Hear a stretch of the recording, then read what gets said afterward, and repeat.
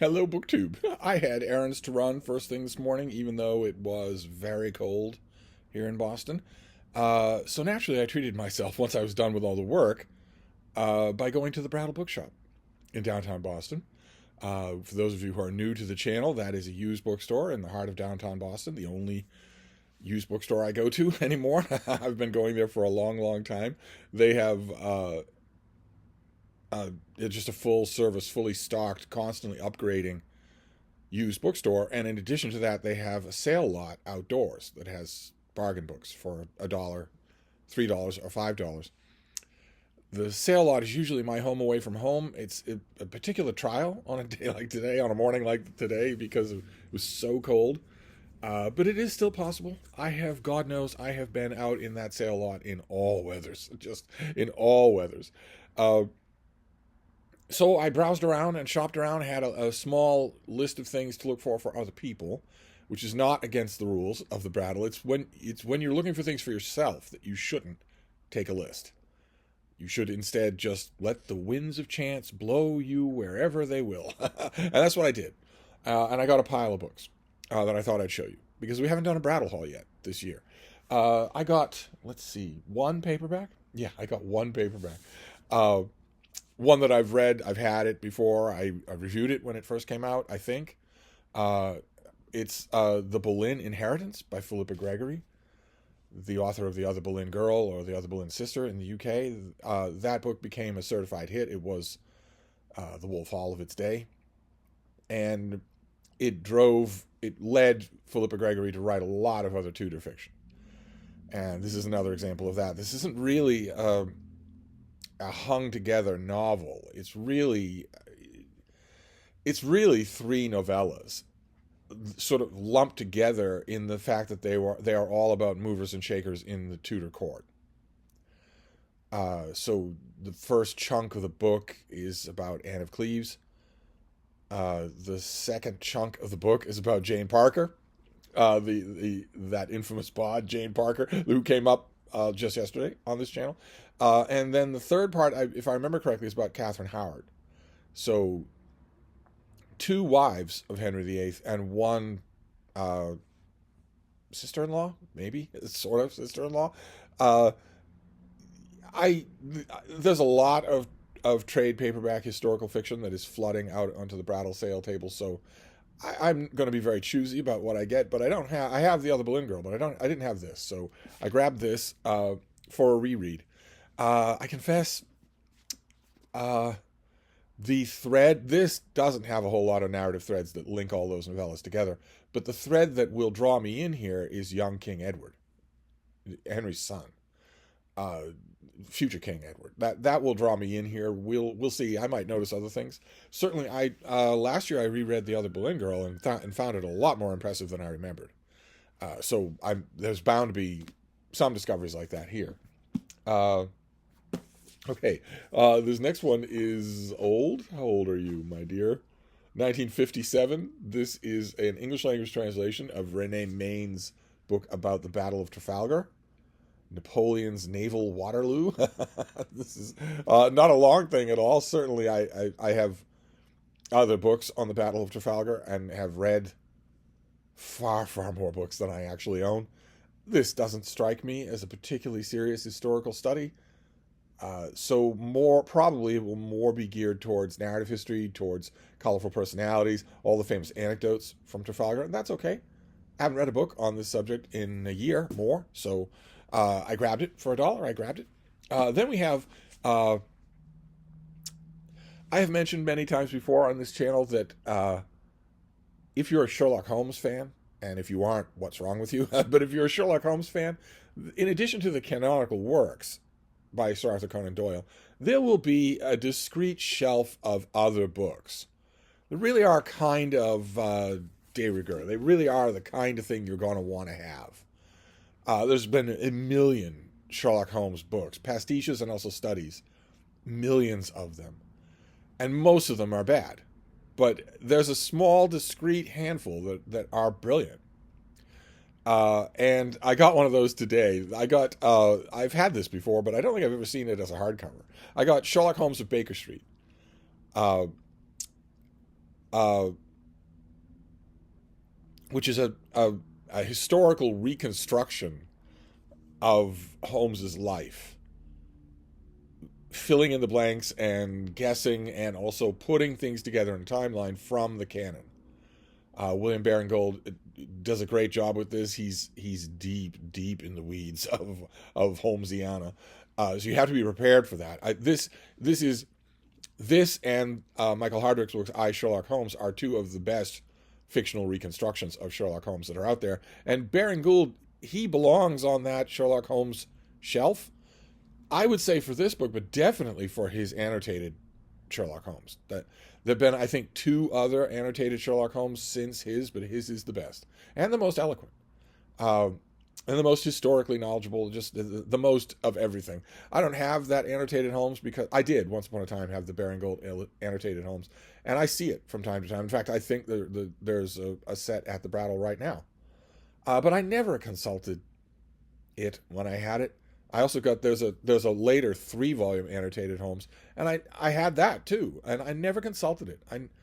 That was never the way that I wanted to read the stories. When I had an urge to read the 3 Garadebs, it was never in those books, so I just got rid of them. But they would be on that shelf if I'm not constructing that shelf myself. But these sorts of things are catnip to me. I just love them, and it's been a while since I reread Sherlock Holmes at Baker Street. What else have we got here? Let's just plow along here. It's the typical eclectic mix here. Like, for instance, this thing, I knew that I was going to find this. So I didn't hurry at all. The other day in the mail, I got Zachary Leader, the biographer, Zachary Leader. His next book, his book coming out in the early spring, I think, is a biography not of a person, but of a book. It's a biography of Richard Ellman's biography of James Joyce. I think it's called Ellman's Joyce. And it's a study of Joyce, yes, but also a study of Ellman and how he came to make that book and what its reception was like and what its afterlife has been like. I love books like that. I love biographies of books. And it doesn't matter to me whether or not I love the book in question or the subject of the book in question. Of course, I am not a fan of James Joyce. I don't think he's one of the greatest writers of the 20th century, as he's routinely called. And as a result, I've read Ellman's Joyce a long time ago, and then I reread it. Once it had picked up steam, once I was starting to see it routinely referred to as a great biography, a great modern biography, I reread it and definitely noticed that. But because it isn't a biography of a favorite of mine, I just sort of let it go. Until I saw that I got that review copy of Ellman's Joyce. And I was looking through it. Zachary Leader is a writer that you have to read if you're interested in biography and history. You can't just ignore him if he comes out with a new book that just doesn't happen to be your cup of tea. I'm going to learn a lot. I'm going to enjoy the book. I know that. But as soon as I saw it, I thought, might be time for a reread of Ellman's Joyce. Not the book, not Zachary Leader's book, but the Ellman's biography of James Joyce. And that is exactly the point. I realized that is exactly the point at which, if you had that thought, most of you, you would immediately go online to the library to see if you can reserve a copy. Or you maybe go to Amazon on Kindle Unlimited or something like that, or Amazon to see if there are any secondhand deals that look reputable. But I think a lot of people, especially the people involved in, like, for instance, the critical world, the ones that don't have Ellman's Joyce on the shelf, would probably go right to their library. That seems like the kind of library thing to do. And it underscored in my mind what I've said a few times, which is that the Brattle really is a kind of slow-motion library for me, where I'm under no time obligation to return the book. I can keep it forever if I want, but it's probably going to go in a revolving door back to the sale lot eventually. So my first thought when I saw Zachary Leader's book was not I should reserve Ellman's Joyce at the library and get to work on it. Rather, it was, Ellman's Joyce shows up at the Brattle all the time, out in the sale lot.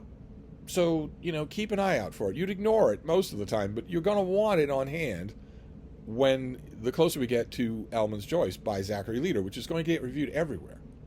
Everyone in the world is going to review that book. I am certainly going to review that book. So I thought the closer you get to it, the more you're going to want Ellman's Joyce, so keep an eye out for it. Sure enough, Sure enough, there it is. A little bit of ratty condition, but it was $1. So I'll definitely take it. The trade paperback of Elman's Joyce, the American trade paperback, is notoriously crappily made. The one time I had it, it blew apart into pieces on me before I got to the end of the book. It was infuriating. It's so crappily made. So a nice solid hardcover will be fine. Okay. Next we have another biography, an unlikely biography, and I admit an unlikely champion of this book. And my championing of this book has led to a whole bunch of unforeseen developments. I didn't see any of them coming, wasn't angling for any of them. This is The Other Man by Michael Bergen. And this is the story. Michael Bergen, he won't be known to you for this book, because this book came and went. It disappeared. And he won't be known for you for the subject of this book, because for a long time he was in a romantic and sexual relationship with Carolyn Bessette. And that relationship continued after she became married to John F. Kennedy Jr. He was involved with Carolyn Bessette for pretty much the whole of her adult life and his adult life. But you won't know him for that. You won't know him for this book, and you won't know him for that relationship. You'll know him because he was on the most popular TV show in the world. He was on Baywatch. And, dated its famous and beautiful star. And that's a minefield right there. All of that is a minefield right there. I'm sure that there are all sorts of either written or unwritten agreements, if you are on a show like Baywatch, that you are not going to write a tell-all, or that you're going to be very careful about what kind of anecdotes you use. So when I saw this thing listed in the press, and I knew that it was going to be, that its dramatic hook was going to be his affair with Carolyn Bessette, I thought, okay, I don't know who. First of all, I don't know who's going to write it. It's certainly not going to be Michael Bergen, and also, it's going to be nothing. This is not going to have any weight to it at all. It's going to be just a celebrity scandal bubble that appears, gets on a few talk shows, and then disappears, and that's it. I was not prepared for how good this book is. I was not prepared for how genuine it is. Mike Bergen doesn't make any attempt to make himself the hero of the story here. In fact, the way he describes it is the way young people experience sexual passion, which is that it's a storm that breaks on you. Not a thing you control, but a thing that happens to you. And you don't really know what will happen or whether or not you'll survive intact. I loved it. So I never see copies in the wild at all. And I wrote a review. If I remember, I will leave a link. I wrote a review of it and praised it. It's not only heartfelt and totally sincere, but there are also anecdotes in it that are genuinely funny, memorably funny. So there you go, an unlikely thing, but still. Then more Sherlock Holmes stuff. I found a hardcover copy of Edward Hanna's book, The Whitechapel Horrors, which is pure in the weeds Holmesiana, much like Baring Gould. Edward Hanna really, really knew his Holmes stuff. He was a Sherlockian of the first water. And here in this book, I read this when it first came out. This would be the late 80s? 1992. This book addresses an age-old bugaboo of Sherlockians, of the Holmes, Sherlock Holmes canon, which is that while the fictional Sherlock Holmes was solving crimes at 221B Baker Street, one of the most famous unsolved crimes of all time was taking place around the corner from him in Whitechapel. The Jack the Ripper murders were happening. In real life, the Jack the Ripper murders were happening at the exact same time that in fantasy, Sherlock Holmes was solving crimes in London. So that has been an absolute irresistible magnet pull for Holmes people, Holmes writers, Holmes theorists, to figure out what's going on here. Why? Surely there is a great Sherlock Holmes, Jack the Ripper novel out there to be written. And that has led a few people to write pastiches along those lines, one of which, not this one of which barely merits speaking in civilized company. Its conclusion is so horrifying, so awful. This is not that. This is far more pedestrian. It's got endnotes. There are footnotes. There are notations all throughout the book, especially in the raucous conclusion where we get Holmes does investigate the Whitechapel horrors here. He does investigate the Whitechapel murders. And for most of the book, we get a red herring. And I don't think I've read this since since it first came out. I grabbed it right away because I'm a big ripperologist. Uh, I sensed right away. You sensed, I think, right away in the book that the big red herring for most of the book is, in fact, a red herring. I don't think there's any suspense there at all. And then towards the conclusion of the book, the red herring is removed and you get another red herring, a more intriguing red herring, a red herring that looks real, that doesn't look like it's a red herring. And then at the very end of the book, that is removed as well. Now, I found that all fascinating. I don't mean by my excited tone. Books just excite me. What can I say? But don't take my excited tone for saying that this is a great piece of Sherlock Holmes pastiche fiction. It's not. It's competently done and very intelligently done in terms of history. But it doesn't read like a Holmes Watson story at all. The author is talking about Holmes and Watson, which Conan Doyle never does. He lets Holmes talk about Watson. He lets Watson talk about Holmes. He lets other people talk about both of them. But he doesn't just go on and on about the two of them himself, just talking to you over the table. And Hannah does that all the time, does that all throughout this book. And it's not bad. You don't object to it, but it rules this out in the top 10 pastiche novels, as far as I'm concerned. And although Hannah is extremely well versed in the history of the time period, he plays fast and loose with that history in order to make a dramatic climax to his book. I don't fault him for that. But then there are those endnotes. The endnotes aren't part of the dramatic arc of a novel. They are the author talking about facts, or trying to. And so, without spoiling anything, and also without giving away anything at of the gist of the novel, which you probably, if you're a Jack the Ripper fan, you probably should read this. If you're a Sherlock Holmes fan, of course, it's a major Sherlock Holmes pastiche novel, so you probably will. But without spoiling any of that, I will say there was a thing in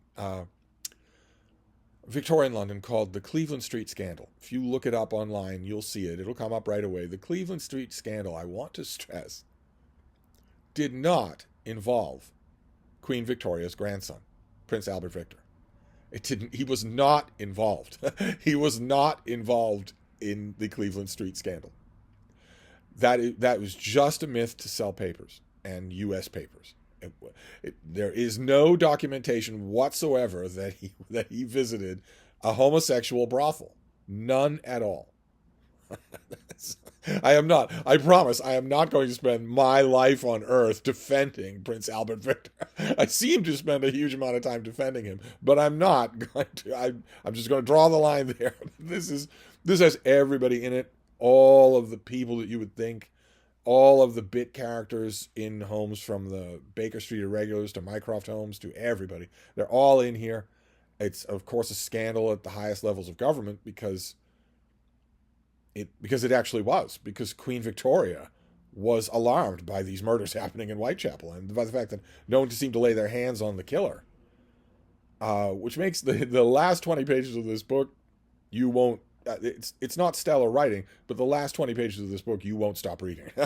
Anyway, I got this because I don't have it. I just recently found, probably dumped at the Brattle by the same person, I just recently found Michael Hardwick's book, The Revenge of the Hound, in which he writes a book kind of, sort of, as a kind of sequel to The Hound of the Baskervilles, a book that legendarily could not have a sequel.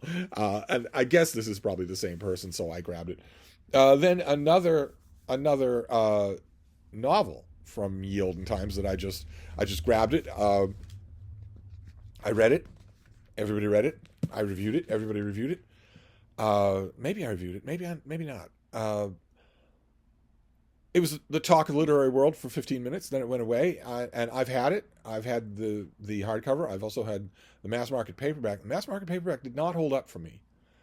So when I saw the hardcover today for $1, I grabbed it. I'll just hold on to this. It's Colleen McCullough's Masters of Rome series that some of you will be familiar with. I think it's a 7-book series that she did of big, fat, elaborately researched historical novels set in ancient Rome, taking us from the consulship of Marius. In other words, firmly ensconced in the Republic, but ending the Republic, acclimating the Republic to autocratic individual rule. So the First Man in Rome, the first book in the series, is about Marius. Then we move on to Sulla, and then the tumult years and whatnot. In the background, growing older and coming to the forefront of all of those novels, is what we know, the reader knows, is the future. Julius Caesar. Gaius Julius Caesar. And right in the middle of the series, I think this was the fourth book or the third, is Caesar. Like, no, it's not the third. Because it goes First Man in Rome, Grass Crown, Fortune's Favorites. And then there's a book called Caesar's Women. I don't remember if that comes before or after this one. But this is a big, fat novel about Julius Caesar. And, at the time that this came out, let's find out when this came out. 1997. Okay, so I did not review it. But at the time that this came out, I was reading these things dutifully. And I had a small group of literary friends who were also reading them dutifully. They were also reading a lot. We read a lot of the same books. And one of those friends, we'd get together over wine and calzones, so we would talk about these things. And one of those friends unhesitatingly said when we got together that this was the best book in the series so far. And years later, I met that friend and said, I'm always wondering, we stopped coming over for wine and calzones. I never actually heard from you. Do you think it's still the best book in the series now that the series is over? And he again said, yeah, absolutely. I don't object to that. My own memory of this book does not object to that. So I'm going to give it another try. Now that I have a hardcover that's not going anywhere, it's in perfect condition, it's not going to fall apart on me. Okay, then this next one is a naked hardcover. I usually don't get those anymore. I usually just stubbornly wait for the mass market, for the dust jacket. I'm not sure that this ever had a dust jacket. Probably it did. But I doubt that I'm ever going to see it again, so I grabbed it because I've only heard about it. I've never actually owned a copy. This is The Kingdom of Art, in which... What is your name? Let's get your name. You deserve the credit. You did a huge amount of work. Bernice Sloat. Bernice Sloat collected all of the critical and reviewing and essayistic literary writings of Willa Cather. So not just the small body of reviews that she did while she was still at school, that is the typical thing that you will get, but everything pulled from her whole lifetime of work. This is a magnificent achievement. It is Gore Vidal's United States. It is Cyril Connolly's Evening Colonnade. It is that for Willa Cather, the book she never actually wrote herself. It's an amazing amount of work, and it's not just that those things are pulled out of Willa Cather's body of work and plopped down in this thing. They're also richly contextualized. This is just a feast of writing about Willa Cather, in addition to the writings of Willa Cather. And it's clear this is a book about the critical writings of Willa Cather. So obviously the previous owner was Hannah from Hannah's Books, and she has annotated it very carefully, discreetly, in pencil. This surprised me. See, you can see there are huge stretches that aren't annotated at all. It's not intrusive in the slightest. But there are small... Here, let me find an example. The way Hannah annotated this is not bothersome at all. In fact, it's just the way I like annotations. I like them not only to do them this way, but also to get a book like this. I like reading a book after it's been in the hands of an intelligent reader who is annotating it in conversation with it rather than just blaring over it. So I don't mind these at all. It's not like I'm going to go through here with an eraser and erase all of these. See, little notes that Hannah left for herself in the margins here. And this includes huge amounts of stuff that you won't find in any other edition of Willa Cather. It's a joy, an absolute joy to find this. And of all the things that I got today, there's only one more. But of all the things that I got today, this is the one that is the hands-down favorite to get read front to back tonight. My temptation is going to be to add my own layer of annotation. I will certainly do that. So there will be two voices in the margins of this book. sometimes agreeing with each other, sometimes disagreeing with each other, sometimes noticing completely different things. And then when it's pried from my cold, dead hands, somebody else will look at it. But anyway, how wonderful. The Kingdom of Art by Willa Cather. And then finally, the last thing here is a hardcover of Life and Fate by Vasily Grossman, one of the great novels of the 20th century that I love. I've recommended this thing a million times to a million people.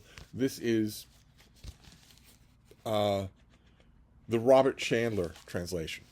No idea where that stands in Zach's estimation, but the reason I got this is because the one problem that I've had with Life and Fate over the years, whether it was that old beige trade paperback that I used to hand to people left, right, and center, or the New York Review of Books trade paperback that they came out with, the one problem that I've had with both of those things throughout the decades that I've been recommending them and handing them to people is that they're paperbacks. This is a very big book, and those are paperbacks. They're not all that durable. I myself have killed probably 3 copies of this book over the time. So I saw a hardcover. A hardcover will be harder to kill. I have the e-copy of Life and Fate. But this will be, first of all, I think my e-copy is a different translation. But this will be a joy to have. This will go on my admittedly small keeper fiction list. That's not a very big shelf, but this will go on there. And there you go. That was about as much as I could take. I mean, the outdoor sale lot was pretty cold this morning. Pretty cold. I worked the Brattle in because there's talk in all of the weather forecasts now of Boston getting sleet or snow or both tomorrow all day long. So that would be out. And I have an obligation for first thing Friday morning. A horrifying obligation. Just a plague of an obligation. The things I do for you people, I swear. So it was this or wait until next week. I have suspicion that I will be going to the Brattle next week, but this seemed like a perfect opportunity, so I got a bunch of books. I got Life and Fate by Vasily Grossman in a Harper and Row hardcover. Fine by me. I got The Kingdom of Art, the collected critical writings of Willa Cather, not just her book reviews. She wrote book reviews for the newspapers in Lincoln, Nebraska. She wrote book reviews, and then moved on to bigger and better things. That is the arc of her career that you will get in a thumbnail sketch, is that she moved on to bigger and better things. But what is the point that I've made all along on this channel? Once you do that, once you experience the fact that you can get a new book in the mail, read it, you're going to read it anyway, but you're getting it sent instead of buying it, you're getting an advance copy, you sit down with your thoughts about it, and because the editor's being really nice, you bash out 600-word review. And you send it to the editor, and a few weeks later, if the editor is nice and remembers, you get a check in the mail. Once you do that, I don't care how many Pulitzer Prizes you win. You keep doing it. Until your dying day, you keep doing it. Long after you absolutely do not need the money, you keep doing it. And Willa Cather did. And if I remember correctly, Bernice Stoll is the first editor to realize that the backlogs of various Lincoln newspapers will have more Willa Cather work, that she didn't just stop on a dime. And of course, she didn't just stop on a dime. So there's everything in here. It just wonderful, just a find of the day. Then Caesar by Colleen McCullough, right? A big doorstop thing right in the middle of the makers of Rome. The Whitechapel Horrors, Sherlock Holmes pastiche novel in which Holmes finally deals with the Ripper. The Other Man by Michael Bergen, formerly star of Baywatch. Elman's Joyce, which I needed. I didn't go to the Brattle expecting it. I just thought, I made a mental note saying, it does turn up all the time. You don't ever get it because, an 800-page biography of an author you don't really like, what's the point? You can read it and you can acknowledge how great it is, but why have a copy? But for $1, the Brattle is my slow motion library, so I got it. Now I'm all stocked up and ready to deal with Zachary Leader's book on this book. Then Sherlock Holmes of Baker Street by William Baring Gould, the great Sherlockian. Trafalgar by Renee Main. No idea how substantial it will be. We will see. And The Boleyn Inheritance by Philippa Gregory. One of her Boleyn spin-off novels. because she did one, a couple on Queen Elizabeth. She did one on Bess of Hardwick and Mary Queen of Scots, the other Queen. Very effective book. Uh, uh, but this, I love the other Boleyn Girl, and I think this is my other favorite. Some of them seem a little bit too many times to the well. Not the other Queen. I thought the other Queen had a lot of heart to it. I didn't see that today, but I'm sure that I will. But anyway, there you go. That is a Brattle trip for you. Before the snow falls tomorrow. I didn't just go to the Brattle. I did a whole bunch of errands this morning. Took me away from my bean a lot longer than I wanted to be. And made me remember all over again that there's probably no reason for that. There's probably no reason. I could probably have taken her with me to do all of that stuff. It's like I've said her whole life. Where is the place anywhere that has a no dogs allowed policy and follows it when they meet her? There isn't such a place. I've taken her to a million places that have no dogs allowed signs, and they fall in love with her. So I don't think that place exists. And so I could probably take her with me on all of my errands. In which case, well, anyway, I'm just old. I'm just an old man enough to think there might be some truth to these predictions of snow and sleet coming tomorrow.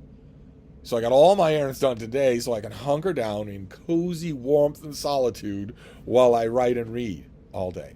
Because Her Highness is not going to want to go out in that weather any more than I am. So that's what I did today, but that's your Brattle haul. So I'll wrap this up for now, and I'll be back. Thank you, BookTube.